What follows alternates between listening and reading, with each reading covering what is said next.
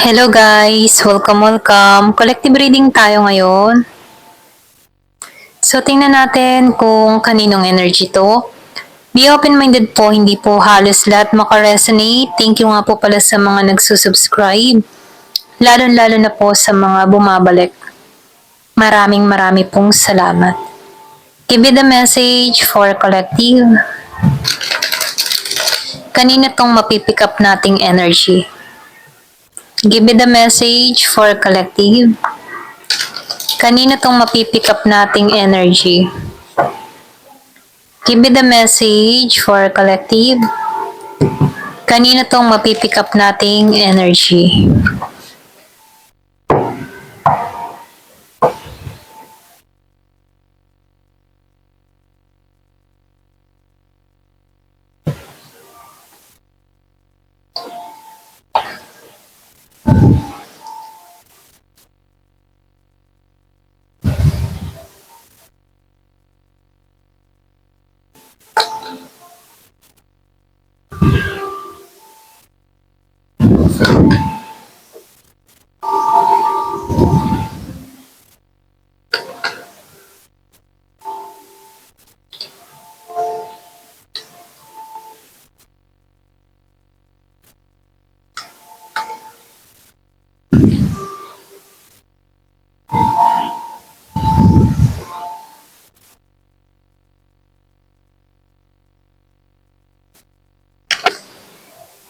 Nakikitaan ko dito, no? Meron ditong tao na nagsusumikap, okay? Yung mga pinaghirapan niya ng mga nakaraang taon, buwan, okay? Nakikitaan ko dito na meron ng magandang resulta na nangyayari, okay? So, nakikitaan ko dito yung fruit of labor na kung ano yung mga pinaghirapan niya dito, umaani na siya dito ng tagumpay. Nakikitaan ko rin dito na itong tao na to, hindi naging madali yung mga pinagdaanan niya, no? Marami ding tao sa paligid niya dito na hindi nagtiwala sa mga kakayahan niya. Ito lang nakikita ko, no? Pero nakikitaan ko dito na itong tao na to ay nagsumikap. Ayan.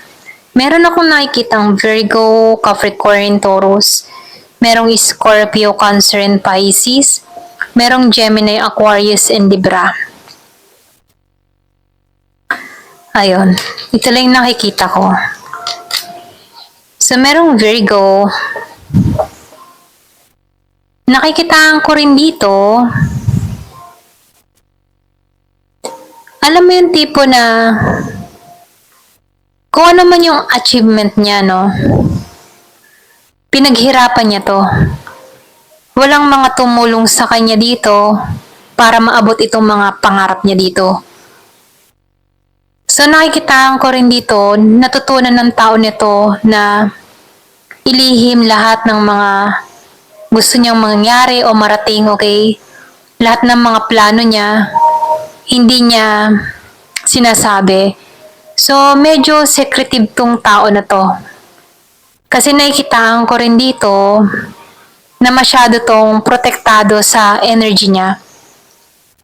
Hindi siya mahilig magkukwento, okay? So, madalas to na nag-iisa. Nakikitaan ko dito yung introvert, ano?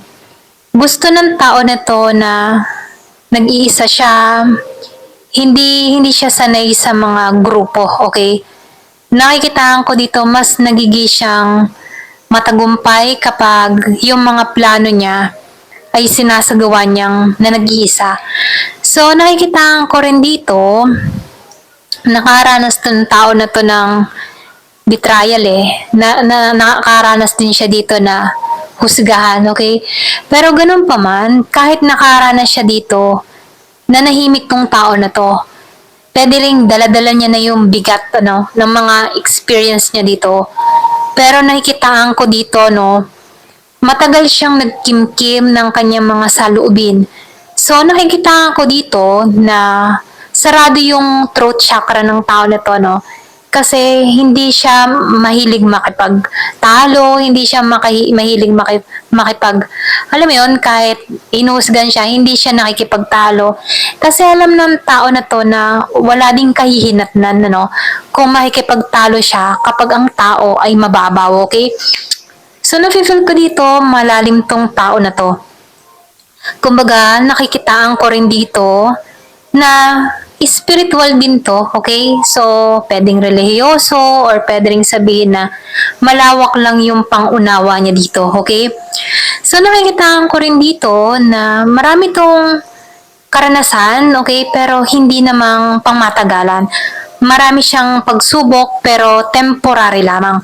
So, nakikitaan ko dito na hinubog siya, okay? Kung bakit ganito yung mindset niya, ganito ang pananaw niya sa buhay, okay?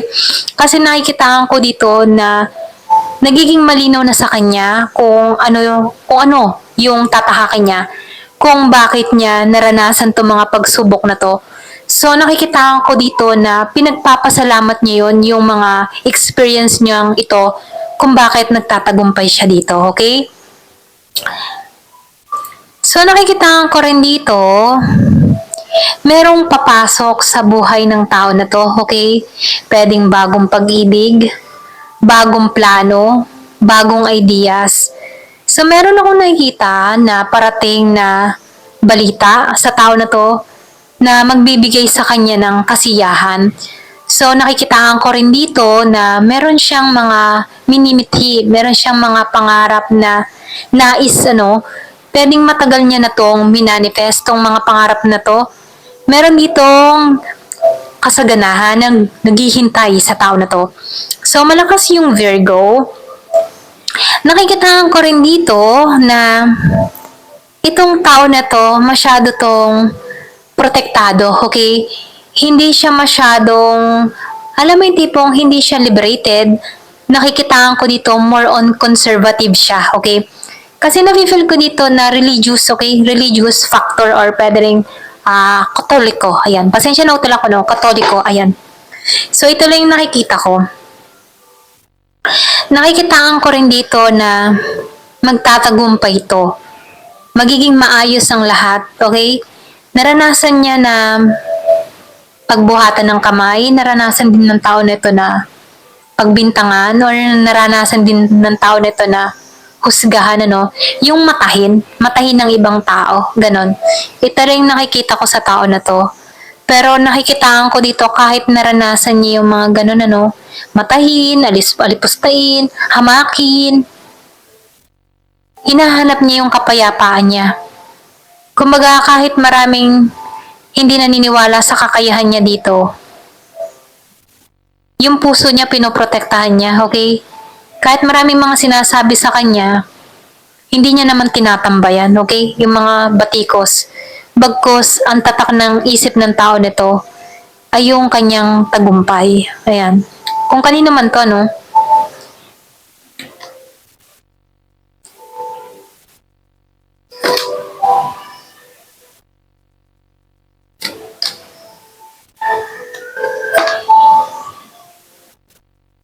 So, kung makikita mo dito,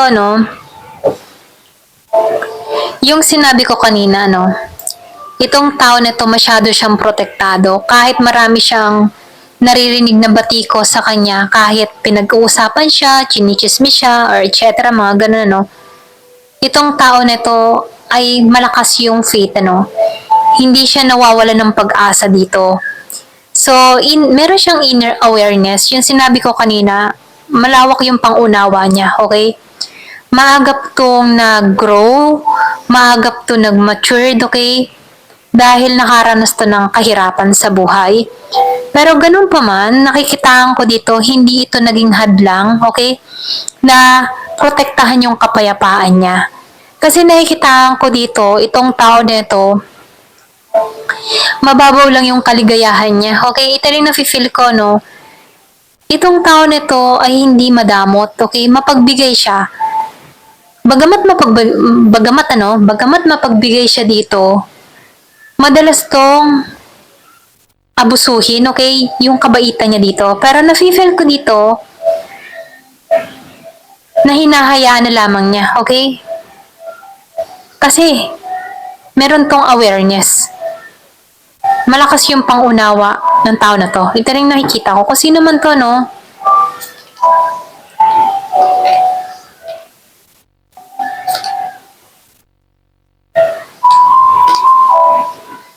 So, matapang to. Ito rin nakikita ko.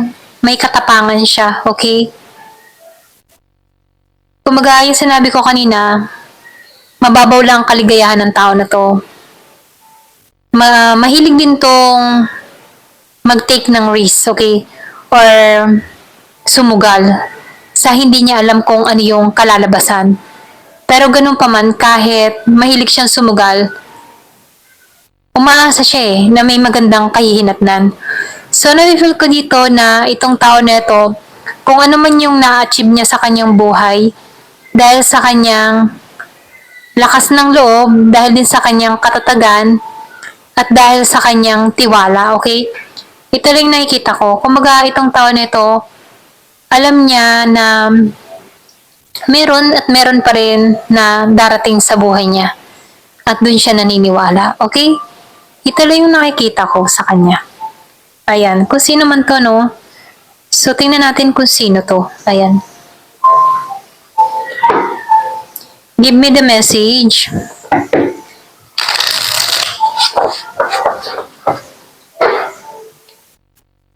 Sino tong tao na to?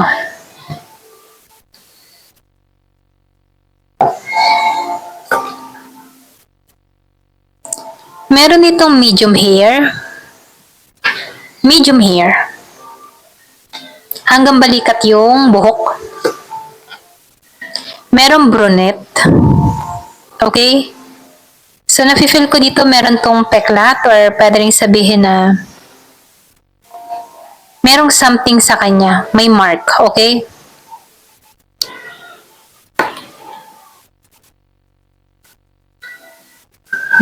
Meron din tong kulay ang buhok, okay? Or pwede rin sabihin, mahilig to magpakulay ng buhok, itong tao na to. Meron ditong fun-colored hair. Or pwede rin kakaiba yung kanyang kulay ng buhok. Ayan. Beauty mark. Yung sinabi ko kanina, meron siyang mark. So, meron tong beauty mark. Pwedeng may taling siya sa mukha. Pero yung taling na to, no, nakadagdag to ng appeal sa kanya or ganda sa mukha niya. Okay? Hindi naging hadlang tong mark na to sa mukha niya. Ito lang nakikita ko. Bagkos sa mark na to, nakakapang-akit siya. Ganyan. So, meron tong lahi.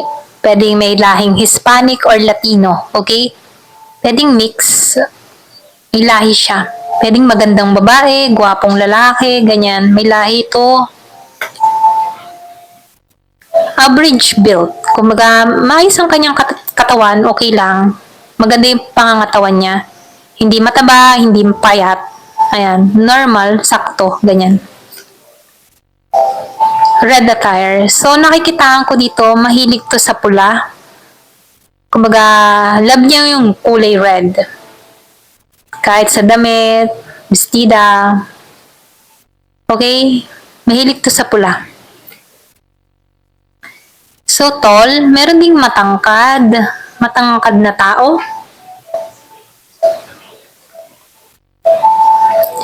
So, nakikita ko dito, meron lang din tong bisyo, okay? Pwede rin sabihin mahilig to magpuyat, or pwede rin sabihin meron tong paninigarilyo, okay? Na hindi niya na rin maalisan, okay? Meron ding baby face. So, meron ditong mukhang bata. Kahit may edad na, mukha pa rin siyang bata. Black clothing. So, mahilig to sa itim. Favorite niya ang color black. Straight hair. So, meron dito straight ang buhok. Ayan. Straight hair. So, last, powerful. So, medyo intimidating tong tao na to. Ito lang nakikita ko, pwede rin sabihin na iba yung datingan niya, no? Mababaka sa kanyang mga mata na hindi siya papatalo, okay? So, nafe-feel ko dito yung katatagan ng tao na to, may tapang, may lakas ng loob, meron siyang determinasyon, okay? Mababa ka sa kanyang mga mata, yung determinasyon. Hanggang dito na lamang po. Thank you for watching. Love and peace.